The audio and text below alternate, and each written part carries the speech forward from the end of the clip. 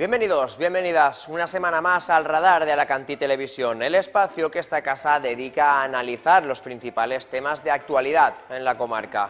Activamos el radar y comenzamos. Comenzamos hablando de historia y de los 2 siglos que llevaría activa la primera composición provincial de España, que fijaba una provincia de Alicante bien diferente a la que tenemos actualmente.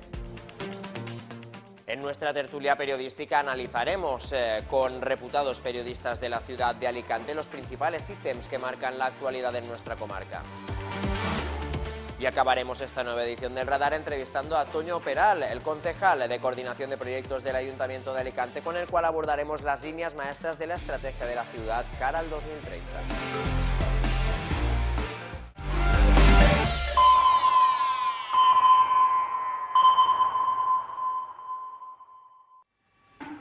Bien, iniciamos ya esta nueva edición del Radar aquí en Alacantí Televisión, como siempre en torno a nuestras entrevistas, a nuestra tertulia, eso vendrá luego, pero antes que nada voy a presentarles a un invitado de excepción. Para mí es un placer tenerle aquí, no es ni mucho menos una persona cualquiera, él es José Miguel Santacreu, es catedrático de Historia Contemporánea de la Universidad de Alicante. Bienvenido a Alacantí Televisión. Hola, muchas gracias por haberme invitado. Como decía, es un placer porque catedrático de Historia Contemporánea, una persona docta y que además viene a hablarnos de un tema que tal vez es uno de los grandes desconocidos de la historia relativamente reciente de la provincia de Alicante y que afectan, de hecho, a su propia creación, porque hace 200 años, justo en 1822, se programó hacer una división diferente a la que tenemos actualmente de la provincia de Alicante. ¿Qué contexto había en la provincia para motivar esa creación de otra provincia que poco tenía que ver con la que tenemos hoy en día? Sí, mira, la provincia se crea en un contexto revolucionario después de un pronunciamiento, el pronunciamiento de Riego, que recuperó la Constitución de 1812. La Constitución de 1812 ya había creado una provincia anteriormente que abarcaba el antiguo Reino de Valencia, que era la provincia de Valencia, que curiosamente la capital de la provincia de Valencia, la primera fue la ciudad de Alicante, porque resulta que las tropas del mariscal Suchet habían ocupado la ciudad y cuando se crea la provincia se crea en Alicante, que junto a Cádiz fueron los 2 núcleos que resistieron a la ocupación francesa. Tras el regreso de Fernando VII y la abolición de la Constitución de 1812, esta provincia desapareció, la provincia de Valencia, y con el pronunciamiento de Riego y la reinstauración de la legalidad constitucional de 1812, la recuperación de la Constitución, de nuevo se puso en marcha el proceso de provincialización y dentro de ese proceso de provincialización es donde entra el decreto que creó en 1822 la provincia de Alicante. ¿A qué se debe esa tendencia a la provincialización? Me imagino que serían temas de gestión, ¿no? Facilitaría la gestión, también sé que estaban ya entonces por ahí en medio las diputaciones. También se creó la primera diputación en 1822 de Alicante. Estaban en un proceso de construcción del Estado-Nación. Se estaba pasando de una estructura de Estado de imperio, el imperio hispánico, que estaba organizado mediante capitanías generales, virreinatos en América, y en este proceso se habían producido las primeras independencias, y estamos en el proceso final de las guerras de independencia en América Latina, y en ese contexto es cuando el gobierno decide transformar lo que era un imperio en nación. Es un proceso general en toda Europa, donde se van construyendo las naciones. Una de las primeras naciones que se construyó había sido Francia, con la Revolución Francesa, y con una división provincial que ellos llamaban departamentos, y en este contexto los franceses habían creado 2 de estas divisiones con la ocupación del reino, el antiguo Reino de Valencia, durante la ocupación francesa, y en este contexto es donde el gobierno decide establecer una racionalización de la distribución administrativa centralizada para la construcción de la nación, de España como Estado-nación. y es en este contexto donde nace una provincia que curiosamente no tiene los límites de la provincia actual. Vamos a entrar ahora también, para que no lo sepa, aquí hay un gran apasionado de la historia como el profesor Santa Creu. ¿Cómo quedaba en ese 1822 la división provincial? Porque, como decía yo al principio, tiene poco que ver con la que actual tenemos, la actual. En ese momento se crea una provincia mucho más pequeña. He traído justo el decreto de creación de la provincia para que veáis los límites. El decreto concreto es del 27 de enero de 1822 y en lo que son los límites de la provincia de Alicante dice demarcación de los límites de las provincias. Dice lo siguiente, fíjate, dice, esta provincia confina por el norte con la de Játiva. Se crea una provincia en Játiva que hoy no existe. Dice, en el nordeste, este y sur con el Mediterráneo y por el oeste con las provincias de Murcia y Chinchilla. Chinchilla es otra provincia que hoy no existe y que se crea en esta época.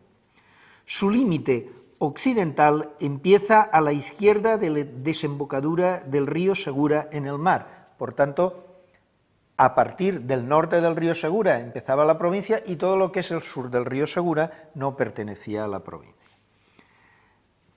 Después sigue diciendo, su límite occidental empieza a la izquierda de la demarcación del río Segura en el mar, siguiendo al nordeste de los pueblos de San Fulgencio, Dolores y San Felipe, los cuales con sus términos quedan en la provincia de Murcia. Por tanto, ni San Fulgencio, ni Dolores, ni San Felipe pertenecían, es decir, la Vega Baja fue incorporada a la provincia de Murcia en este decreto concretamente. Después dice, dirigiéndose por el norte de Albatera y sur de Pinoso hasta el límite antiguo entre Valencia y Murcia y continuando hacia el norte por el oeste de Nuestra Señora de las Virtudes, Salero y Perales y por el este de Caudete, terminando en la sierra que forma el valle de Albaida por la parte sur. El límite septentrional empieza en la cordillera dicha y siguiendo por ella hacia el este para entre Turbellos, dice Esturballos, y Carrícola por el norte de Gayanes y al sur Beniarrés, dirigiéndose al este a cortar el río Alcoy por ese rumbo y tomando luego los nacimientos de los ríos Bullent, Molinell, Bolata, Oberguer y la Alberca. Termina en el Monte Mungó y Casino de San Antonio. Esto tiene una significación importante porque es decir, dentro de la provincia de Játiva, que estaba en el norte, al leer estos límites, quedaban Beniarrés, Denia, Ondara, Vergel, Miraflor, Sedla, Mirarrosa, Benidolets, Pàmies, Ebo, Alcalá y Vall de Galinera. Como ves, una gran parte de la provincia de Alicante estaba en la provincia de Játiva y en el sur San Fulgencio, Dolores, San Felipe, es decir, la Vega Baja, quedaba en Murcia. Por tanto, queda una provincia mucho más restringida. Mucho más restringida. ¿Qué consecuencias tendría eso, por ejemplo, a día de hoy, si tuviéramos esa provincia? Y después de eso me gustaría que me hablaras también de por qué no se llevó a cabo ese proyecto que prácticamente no se implantó. Pues las consecuencias serían que tendríamos una provincia más pequeña, es evidente. Quizá una demarcación más ajustada a una posible relación de comunicaciones, más sencillas, pero sería mucho más pequeña que la actual. Y el proyecto fracasó porque el rey Fernando VII recibió la ayuda de los 100.000 hijos de San Luis, llamados, es decir, un ejército de su primo el rey francés, y volvió a reimplantar el absolutismo, con lo cual eliminó de cuajo toda la legislación de estos liberales progresistas que habían creado esta provincia en 1822 y regresó a la demarcación del antiguo régimen. Eso, pero al final se creó la provincia. ¿Cuándo llegó el momento de crear la provincia como la conocemos hoy en día? Porque digamos, proyectos para dividir, tanto en provincias como en regiones, todo el país, los ha habido a lo largo de la historia, pero el actual, ¿de cuándo data y en qué se basó? La provincia se crea después de la muerte de Fernando VII, cuando entra a gobernar su hija, que era una niña muy pequeña, y estalla una guerra entre el tío de la niña y los que defendían a la niña, que son los liberales, precisamente a los que había perseguido Fernando VII, serán los que ayuden a su hija a establecer el trono de Isabel II. Y en este contexto, cuando se recuperan los procesos constitucionales y se empiezan a redactar nuevas constituciones, es cuando nace la provincia que conocemos actualmente, la provincia de Alicante, que tendrá una extensión mucho mayor porque desaparece la provincia de Játiva, la mitad de la provincia de Játiva pasa a la provincia de Valencia y la otra mitad pasa a la provincia de Alicante, y además en este contexto toda la zona de la Vega Baja pasa a la provincia de Alicante, que antes había quedado en la provincia de Murcia, y se crea la nueva Diputación, también, que empieza a gobernar, y se puede decir que esta provincia, la que tenemos actualmente, es la heredera, pero esa provincia no es la que se creó exactamente en ese momento, porque en ese momento la provincia tenía partes que hoy pertenecen a la provincia de Valencia y no tenía partes que habían quedado en la provincia de Albacete. Es decir, Sacs, por ejemplo, no estaba, Sacs se incorporará después, en 1836, Villena tampoco estaba en la provincia de Alicante, estaba en la provincia de Albacete, y se incorporará en una modificación de 1836. La última modificación fue en 1851, que la provincia cedió una parte importante del territorio del norte a la provincia de Valencia. Por eso, cuando tú pasas a la provincia de Valencia en Pego, hay una carretera que va de Pego a Oliva, y tú vas por en medio de la Marjal y no te das cuenta, porque es una línea totalmente arbitraria por en medio de la Marjal, que fue una decisión política por una serie de enfrentamientos internos que hubo en el siglo XIX, y se puede decir que en 1851 ya está totalmente fijado el límite de la provincia de Alicante actual y ya no ha experimentado más modificaciones. Ese será el aniversario real, ¿no? Pero el primero que aparece Alicante como provincia es el de 1822. Sí, 1800. De ahí la efeméride. Es en parte un fundamento, ¿no?, de parte de nuestra historia que no llegó a materializarse, pero que de haberlo hecho tal vez nos hubiera cambiado, al menos la distribución territorial significativamente, y la cantidad de poblaciones, que eso luego afectaría también a la gestión, por ejemplo, de las diputaciones, lógicamente. Sí, y de hecho la primera diputación se crea en 1822. Tengo aquí unos datos sobre aquellos acontecimientos, y la primera diputación se instaló el 15 de mayo de 1822, y el primer presidente fue Francisco Fernández Golfín, que era coronel y que era el jefe superior político. Siempre los presidentes en esta época eran personas no elegidas, sino que establecía el Gobierno de Madrid, y su primer secretario fue Antonio Tenreino, que actuaba como jefe superior.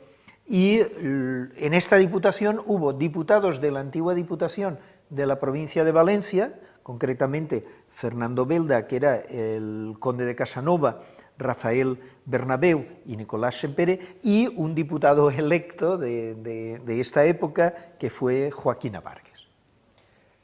Te iba a preguntar, como catedrático de Historia Contemporánea, ¿qué valoración haces de la estructuración territorial ya a 2 siglos vista, de la que tenemos actualmente, si es el mejor sistema para funcionar, la validez de las diputaciones? Sabes que son temas que siempre están en liza, ¿no? Siempre forman parte de un poco de la actualidad política o incluso de la batalla política. Sí, las diputaciones son, digamos, un eje vertebral de la construcción del Estado, porque lo que hicieron los legisladores liberales del siglo XIX fue vertebrar un Estado piramidal con un centro, un gobierno central, después unos gobiernos civiles y unas diputaciones, y por debajo unos municipios agrupados en partidos judiciales, cada uno de los municipios, para establecer esas demarcaciones. Claro, con la Constitución actual del Reino de España de 1878 se establece una descentralización administrativa con comunidades autónomas que se sobrepone a esta administración piramidal, con lo cual tenemos dos realidades, pero que forman parte las dos del Estado. Bien, José Miguel Santacreu, catedrático de Historia Contemporánea de la Universidad de Alicante. Lamentablemente, a mí me encanta la historia, de verdad, podríamos pegarnos aquí horas enteras hablando de historia, pero en televisión el tiempo es el que manda y no tenemos tiempo para más. Ha sido un placer tenerte aquí en el radar con nosotros y sobre todo también que hayas arrojado luz a este germen de la provincia de Alicante que vivimos hace 2 siglos. Muchas gracias. Gracias a vosotros por invitarme. Un placer. Hasta luego.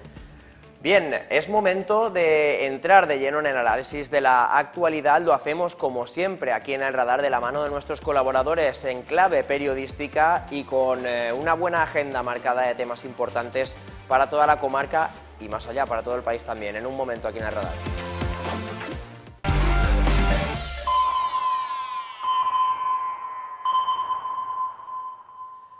Tiempo de análisis, tiempo de tertulia aquí en el radar, en esta nueva semana, nueva edición de este espacio en Alacantí Televisión y como siempre invitamos a nuestros colaboradores, todos ellos periodistas, para que nos ayuden a conocer más de cerca qué es lo que marca la actualidad de estas jornadas aquí en las localidades que componen la comarca del Alacantí. Así que saludamos ya a Carlos Arcaya, jefe de informativos de Radio Alicante Cadena SER. Bienvenido de nuevo al radar. Hola, buenos días, buenas noches, Nando, ¿qué hay? Y también a Héctor Fernández, que es periodista del Español aquí en la ciudad de Alicante. De nuevo también bienvenido, Héctor. Hola, ¿qué tal? Un placer, como siempre, saludaros a los dos. Vamos a entrar en materia porque la agenda de actualidad viene cargada esta semana aquí, sobre todo en la ciudad de Alicante. De hecho, antes que nada voy a preguntarle a Carlos, más que nada porque el medio, el que representa, es de donde ha salido una de las informaciones que marcan la agenda mediática. Lo conocimos ayer el lunes, Carlos, se trata de esa investigación que habéis llevado a cabo y que ha descubierto que hay, en principio, diferentes casos que apuntan hacia nepotismo, tráfico de intereses, enchufismo, no sé cómo queréis llamarlo, en el caso de las oposiciones de acceso al cuerpo de la policía local. ¿Cómo es concretamente? ¿Qué es lo que habéis descubierto? Bueno, nosotros venimos contando desde ayer que hablamos de una sospechosa oposición a la policía local de Alicante. Venimos contando desde ayer que hay familiares de agentes del cuerpo, familiares de empresas contratistas, familiares de políticos y familiares de sindicalistas que están entre los 92 primeros puestos. Todavía no podemos decir que son funcionarios porque el tribunal todavía se tiene que manifestar al respecto, pero son los que mejores notas han obtenido. Hay al menos 2/3 de esos 92 que nosotros sepamos que tienen este tipo de vinculaciones. Hablamos de sospechas porque no podemos ir evidentemente más allá. Tampoco damos los nombres porque, bueno, pues estamos hablando de, como decimos, de sospechas, pero sí que existe una vinculación familiar o hay vinculaciones directas de estos tipos que estoy mencionando. No son ni una ni dos, son varios. Y en el caso de agentes de la policía, pues hay hasta 35 agentes que nosotros sepamos que tienen este tipo de vinculaciones, ¿no? Hay vinculaciones con comisarios, con intendentes, con oficiales, con agentes e incluso en algunos de los casos pues sabemos cómo 2 hijos de un mismo agente pues estarían entre estos 92 primeros puestos que les permitirían acceder a la función pública. Y eso es básicamente lo que hemos contado, más allá del malestar de determinados agentes o de determinados sindicatos con este proceso selectivo, por cómo se ha llevado este proceso selectivo. Todo eso, Héctor, nos sorprendió ayer de buena mañana a todos los que estamos en este mundo del periodismo y también, lógicamente, tanto al propio equipo de gobierno como a la oposición. Rápidamente ya se han tomado medidas, entre ellas una investigación interna que luego se verá completada con una comisión de investigación. Lo hemos conocido hace unas horas por parte de los representantes municipales, en este caso de José Ramón González, el edil de Seguridad alicantino. ¿Qué valoración haces de todo de toda esta marabunta que nos ha llovido encima en apenas 24 horas? Sí, pues esto ha sido un escandalazo y he de dar la enhorabuena a SER porque lo que no me queda muy claro es quién es responsable de todo este sospechoso proceso de nepotismo, porque realmente no tiene en ese tribunal ninguna persona. Son más allá del jefe de la policía, tiene 2 personas del IVAS Acabamos de publicar ahora, por ejemplo, en el Español de Alicante, el 1% de las denuncias en la Policía Valenciana antifraude por la policía. El año pasado, con las oposiciones de entonces, yo lo que me preguntaría es un tema que puede llegar a cambiar de cómo se hacen. A lo mejor se está hablando ya de que la Valenciana debería empezar a hacerse que sea el propio una entidad fuerte del ayuntamiento en la que convoque esas oposiciones. Héctor, vamos a sacarte un momento de pantalla, vamos a pedirte que desconectes el wifi para tener una conversación más fluida contigo y seguimos hablando y de paso repasamos tanto lo que habéis publicado como la idea que tenéis. En cualquier caso, Carlos, esto ha ensombrecido de alguna forma el día a día en la política aquí en la ciudad de Alicante. De hecho, ayer ya se empezó a hablar otra vez de nuevo de sombras de sospecha después de lo que ha ocurrido en el pasado aquí en la ciudad de Alicante, que no ha estado demasiado libre de estos temas. Bueno, pues desde luego vamos a ver hasta dónde llega la investigación. Creo le escuchaba a Héctor decir que, bueno, pues quién está detrás de todo esto. Pues eso es la cuestión que entiendo yo que deberá aclararse. De momento, como decíamos, hay un profundo malestar en determinados sectores relacionados con la policía y, como él bien decía, bueno, pues hoy han comparecido en las Cortes Valencianas responsables del IBASPE, de la Agencia Antifraude, y ponen de manifiesto que este tipo de irregularidades, las que supuestamente han podido aparecer en el Ayuntamiento de Alicante, no son las únicas, con lo cual, bueno, pues parece que la Generalitat quiere tomar cartas en el asunto y centralizar todas estas oposiciones siguiendo un sistema que ya se sigue en otras comunidades autónomas. Este podría ser una alternativa, ¿no? Para, bueno, pues para eliminar sospechas y para que todos estemos seguros de que cuando alguien accede a la función pública, a un empleo para toda la vida, pues lo hace bajo los principios de mérito, capacidad, igualdad y demás, ¿no? Pero, Carlos, por ejemplo, el ayuntamiento no tiene una responsabilidad directa en la gestión de los tribunales de acceso en el caso de la policía local, ¿verdad? No, evidentemente. Hay responsabilidades políticas en todo caso. Se derivarían de esta situación en el caso de que, bueno, pues se demuestren alguna de las irregularidades o esta comisión de investigación que se va a llevar a cabo, que se va a abrir en el Ayuntamiento de Alicante, demuestre que ha habido alguna irregularidad. En todo caso, eso de ahí sí que podría derivarse alguna responsabilidad, entiendo, política. Ya veremos. No sé si disponemos ya de Héctor, si te tenemos dentro, Héctor, parece que sí. ¿Qué consecuencias crees que puede tener esto si finalmente se desentraña algún punto oscuro dentro de toda esta situación? Bueno, pues yo creo que la consecuencia inmediata es parte de ese tribunal si al final se demuestra que hay chanchullo por el jefe de la policía local y siguiendo con las personas que están. A mí lo que me extraña mucho es que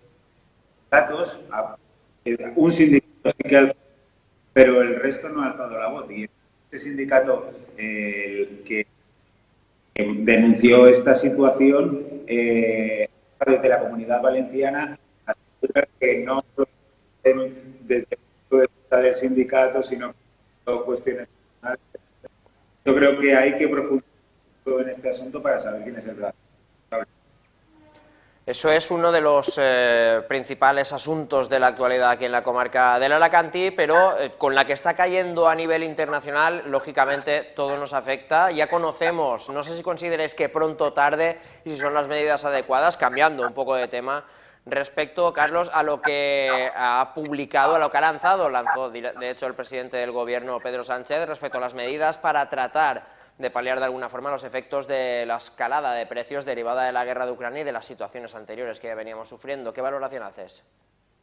Yo creo que el Gobierno nos tenía bastante desconcertados, ¿no?, durante la pasada semana, ¿no?, por su falta de inacción. Es cierto que el presidente del Gobierno nos dijo que, bueno, que las medidas se iban a tomar después de esa reunión de los presidentes de Gobierno de los países miembros de la Unión Europea.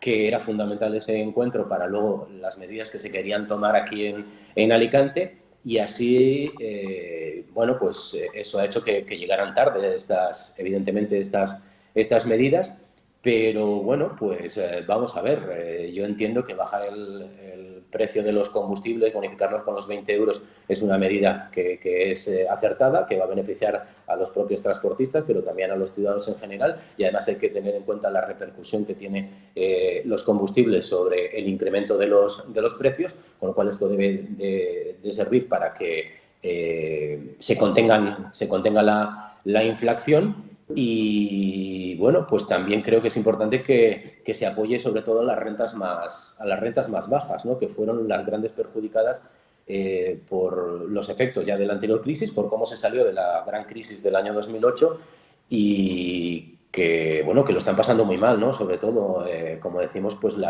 los trabajadores con los sueldos más bajos, porque sabemos que hay trabajadores pobres en este país, y así pues yo creo que hay que apoyar, bueno, pues también a esas economías más débiles, ¿no? Hay que apoyarlas sobre todo porque, como decías, ya en la crisis del 2008 fueron las que pagaron la principal parte del pato de esa situación que nos tocó atravesar y que de nuevo parece que llama a nuestra puerta. Pero en cuanto a esas medidas, conforme se ha anunciado la rebaja, que en parte, en el caso de los combustibles, asumirán las propias petroleras, Héctor, estas ya han rebotado en parte el precio, así que no sé qué calado esperas que tenga esta medida. Yo creo que este inflacionario ahora es anterior incluso a la de Ucrania y creo que la de Ucrania lo único que hace es, todos sabemos, porque a todos nos en los meses antes de Ucrania, y ya sabemos lo que ha subido la energía. Lo hemos visto en los combustibles, mercados. Creo que aquí hay de no saber muy bien el gobierno hasta qué punto puede llegar qué punto deben empezar a bajar los impuestos para que la gente pueda pasar estos momentos inflacionarios que van para... ¿Creéis, esta es una pregunta que os quiero lanzar a los dos, a Carlos y Héctor, que el tema de los impuestos, bajar todos los impuestos, o al menos una parte de los impuestos? Lo digo porque hay mucho ruido, ¿no?, mediático con todo el tema de los impuestos, pero, por ejemplo, y esto es fácilmente comprobable con acudir a la hemeroteca, el gobierno de Mariano Rajoy hace años pedía, cuando estaba en la oposición, que se rebajaran los impuestos, pero cuando subió al poder subió más de 40 tasas diferentes, más de 40 puntos diferentes de los impuestos. ¿Es esa la solución o afectaría también a la prestación de servicios públicos en una época en la que la pandemia nos ha demostrado que son tal vez más necesarios que nunca? Si me preguntas a mí, yo evidentemente expertos en cuestiones impositivas no soy, pero bueno, yo creo que estamos hablando se supone que esto va a ser una crisis coyuntural y el tema de los impuestos es una cuestión a largo plazo, es un problema estructural que tiene en este país, ¿no? Hace poco una comisión de expertos, entre ellos alguna catedrática de la Universidad de Alicante, hizo una propuesta de reforma, hizo un borrador para que se empezara a discutir, porque sí que es cierto que en este país hay que cambiar los impuestos para que todos contribuyamos de forma equitativa al mantenimiento de los servicios que presta el Estado. Y yo creo que nuestro sistema de impuestos o nuestro sistema impositivo pues adolece de carencias en ese sentido. Yo creo que las rentas altas no son las que más contribuyen al mantenimiento de los servicios fundamentales, ¿no? Héctor. Estoy de acuerdo con Carlos en eso. Influye positiva, sobre todo en clase media, y hay que dar una reforma total de los impuestos.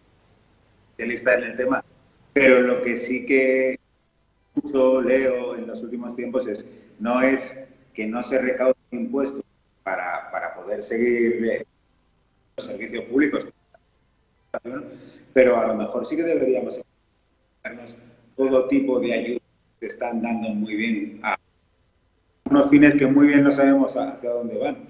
Entonces yo creo que esto es una reforma de cada medida.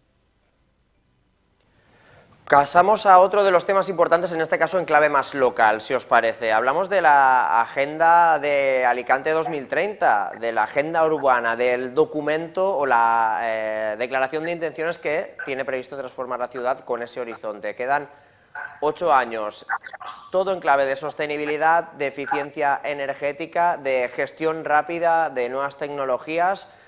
¿Cómo veis ese documento que fue presentado, por cierto, la semana pasada, Carlos, aquí en la ciudad de Alicante, que prevé diferentes actuaciones, diferentes proyectos? Algunos estarán apoyados, lo hablaremos en unos minutos con Toño Peral aquí en el plató de Alicante Televisión, con fondos europeos, pero otros, en principio, la intención es ejecutarlos, haya o no financiación comunitaria.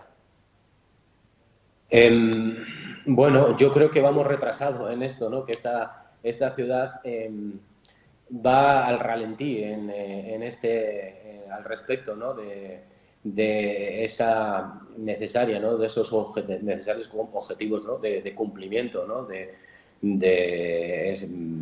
Bueno, evidentemente, tenemos el gran reto en estos momentos, pues es la conservación de nuestro planeta. Tenemos que actuar de forma contundente, tenemos que darnos cuenta de que esto no es una quimera ideológica, que aquí vivimos en un planeta finito, un planeta con mucho estrés, y que hay que actuar desde lo local hacia lo más general. Y en este sentido, al margen de que se presentara esta iniciativa por parte del Ayuntamiento, yo les pediría a los responsables del actual equipo de gobierno pues mucho más convicción al respecto de todas las propuestas que deben ponerse o deben aplicarse para que nuestra ciudad sea mucho más sostenible desde todos los puntos de vista. Como digo, en unos minutos tendremos aquí al concejal de proyectos, a Toño Peral. Héctor, ¿qué opinión te merece a ti esa estrategia, ese documento en el que están implicadas, eso sí, todas las concejalías, porque de todas depende aplicar esos parámetros? Todo lo que sea una ciudad mucho más sostenible, siempre a favor, no se puede estar en contra de eso. Comentaba que sufrimos una amenaza climático y con qué planeta vamos a dejar. Y estar a favor. Que se ha llegado tarde, pues también si esta nueva estructura energética, si potenciamos etcétera, tendremos mucho más fácil salir de crisis como la ahora de la que hemos hablado antes, con la crisis energética. Muy bien, chicos, empezamos a llegar ya al fin de este espacio. Llevamos un ratito de tertulia, pero ya sabéis que en televisión el tiempo es quien manda, así que Carlos Arcaya de Radio Alicante SER y Héctor Fernández del Español Alicante, un placer de nuevo haberos tenido aquí a los dos colaborando con nosotros y mostrando vuestra opinión siempre con criterios periodísticos. Nosotros estamos en contacto con el día a día, así que un placer de nuevo, muchas gracias a ambos. Igualmente, Nando, Héctor, saludos. Gracias, saludos. Un abrazo, hasta pronto. Bien, y después de cerrar esta tertulia en clave periodística, vamos a hacer una pausa muy ligerita y, como ya anunciaba hace un momento, vamos a hablar con el concejal de proyectos, de coordinación de proyectos concretamente del Ayuntamiento de Alicante, con Toño Peral. Con él conoceremos un poco más acerca de esa Agenda Alicante 2030 que tiene previsto transformar la ciudad. En un momentito, aquí en El Radar.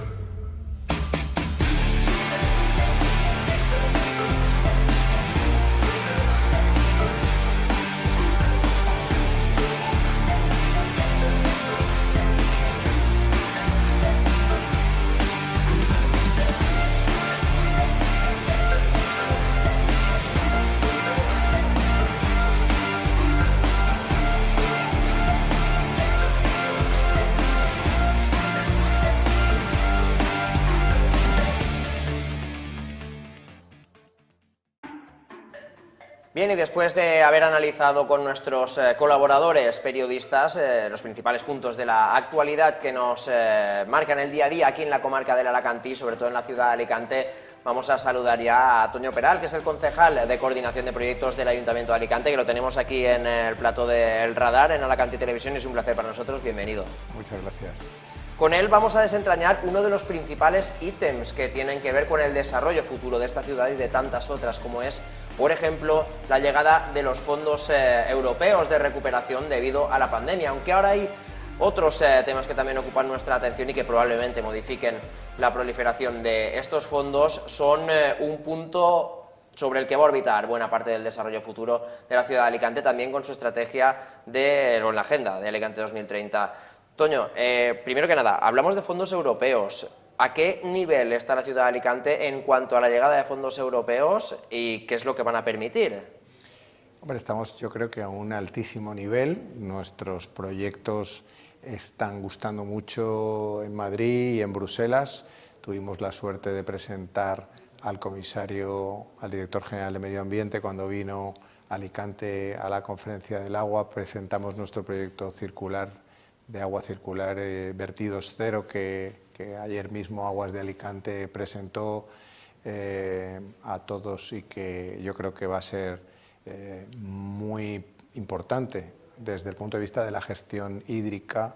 Alicante ya es una referencia internacional por su parque de la Marjal y por la reutilización magnífica que se hace de las aguas, por necesidad, evidentemente, pero queremos ser autosuficientes y para eso necesitamos un proyecto súper ambicioso como el proyecto de Smart and Circular de Aguas de Alicante, que vamos a convertir Alicante en un entorno de parques inundables y de gestión del agua, de reutilización de las aguas residuales que no existe en ninguna ciudad del mundo, ¿no?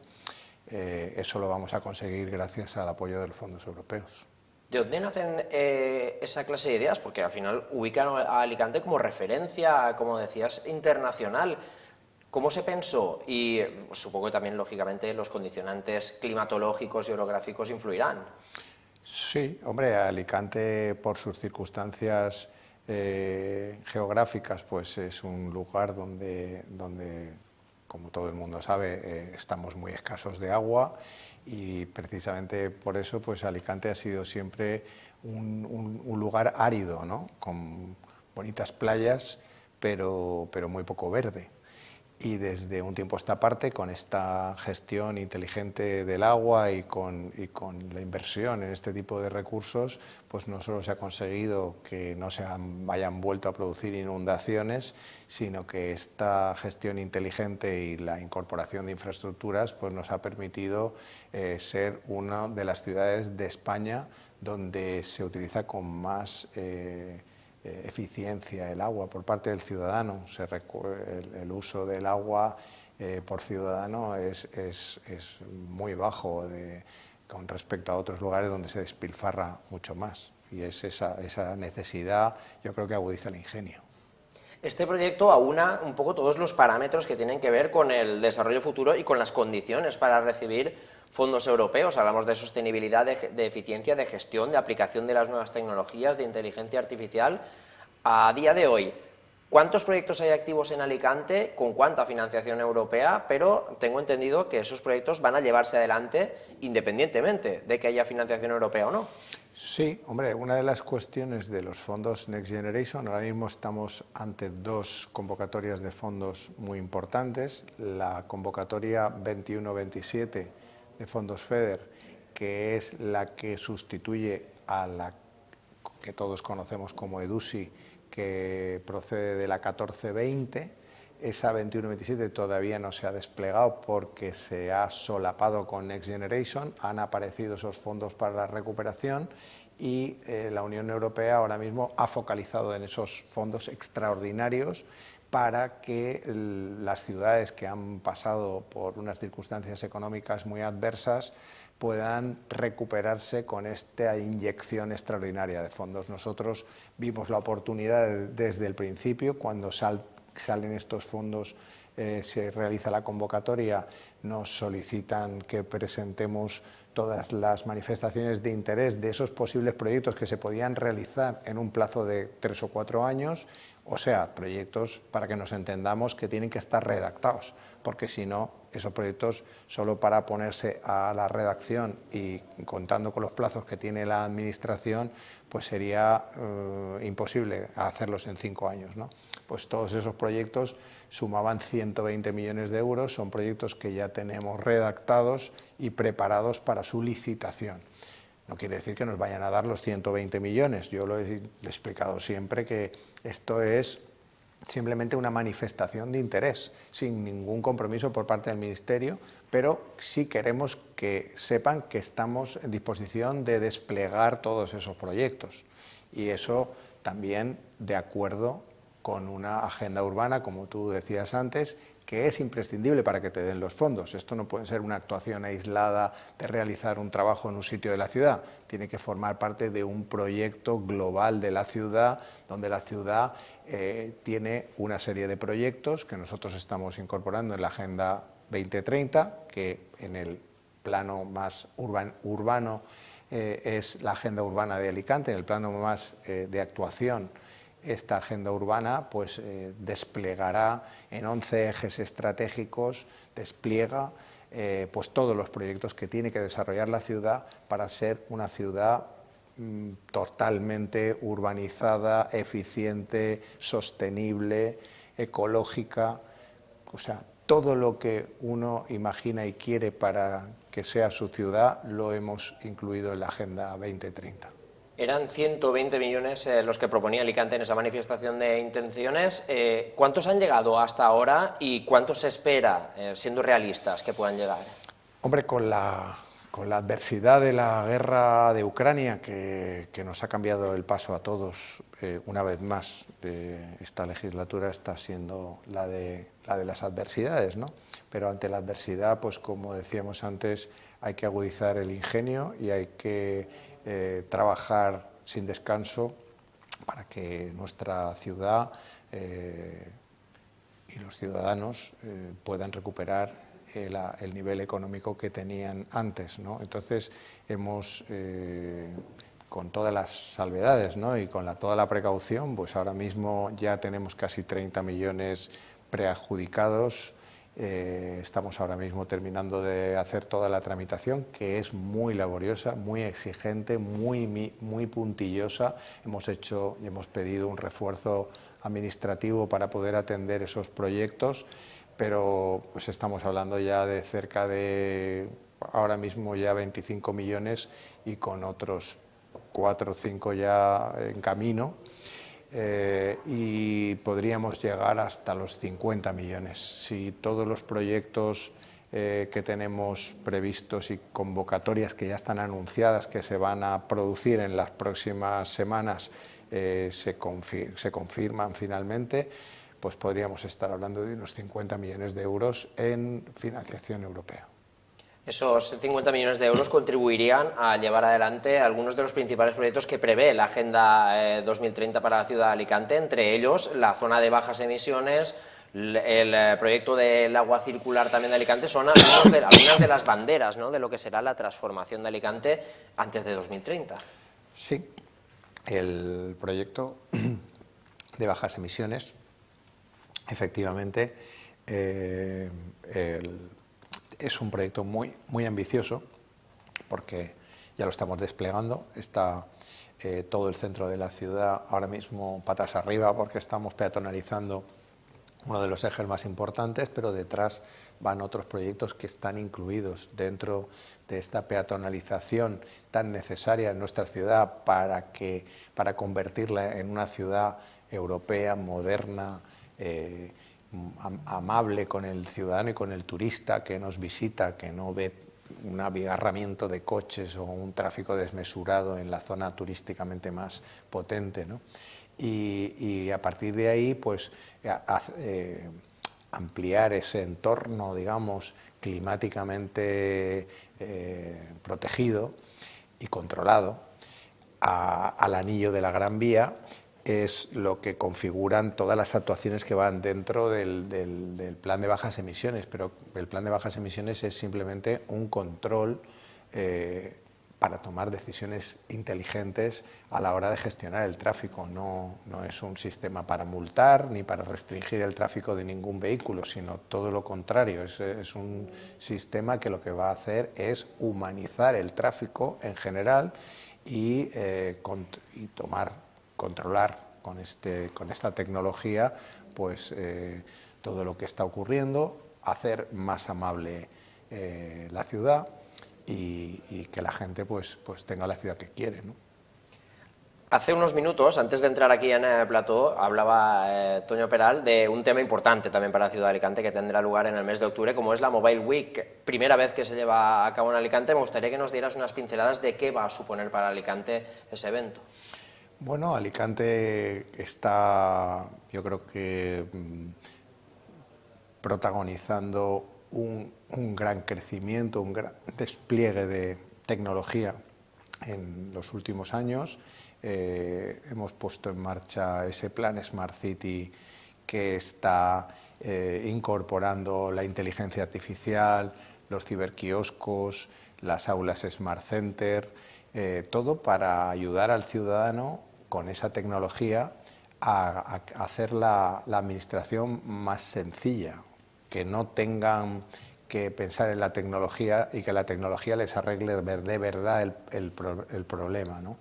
Y ahora, precisamente por eso, pues conseguimos que el Mobile de Barcelona, que es una feria mundial, en su vertiente social, realiza unas semanas tecnológicas alrededor de toda España. Se ha hecho en Málaga, se ha hecho en Barcelona, se ha hecho en La Coruña, en varios entornos, en ciudades muy potentes desde el punto de vista tecnológico. Se ha usado esta semana para acercar la tecnología al ciudadano y nos ofrecieron la posibilidad de hacerla en Alicante y les ofrecimos el mes de octubre para hacerlo y bueno, pues tendremos una serie de actividades importantes alrededor de la tecnología móvil y de cómo esa tecnología móvil va a ayudarnos a hacer nuestra vida más fácil, ¿no? Entonces habrán conferencias, habrán talleres, se va a celebrar un festival de cine smartphone y también talleres de cómo enseñar al ciudadano a grabar esas películas con sus propios dispositivos, ¿no? Se va a hacer también una exposición de tecnología muy potente.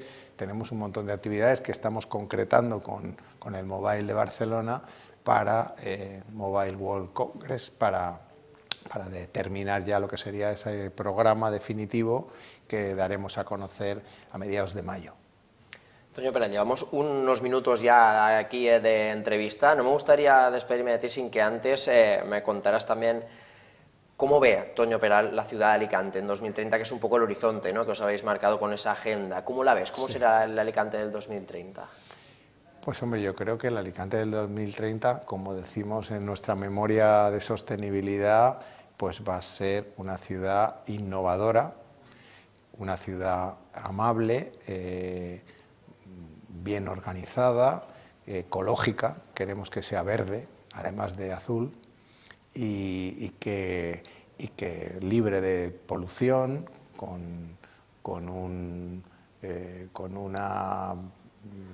atractivo turístico impresionante, porque somos una ciudad amigable, que queremos recibir a muchísimos turistas y cuantos más turistas vengan, pues más crecimiento para toda la ciudad, y queremos poner en valor nuestro patrimonio cultural, que ese es otro de nuestros grandes valores, ¿no? El potenciar ese patrimonio único como son los castillos, como es Tabarca, como son nuestros principales elementos patrimoniales, la Casa de la Misericordia y las Cigarreras, que la vamos a terminar también esta legislatura.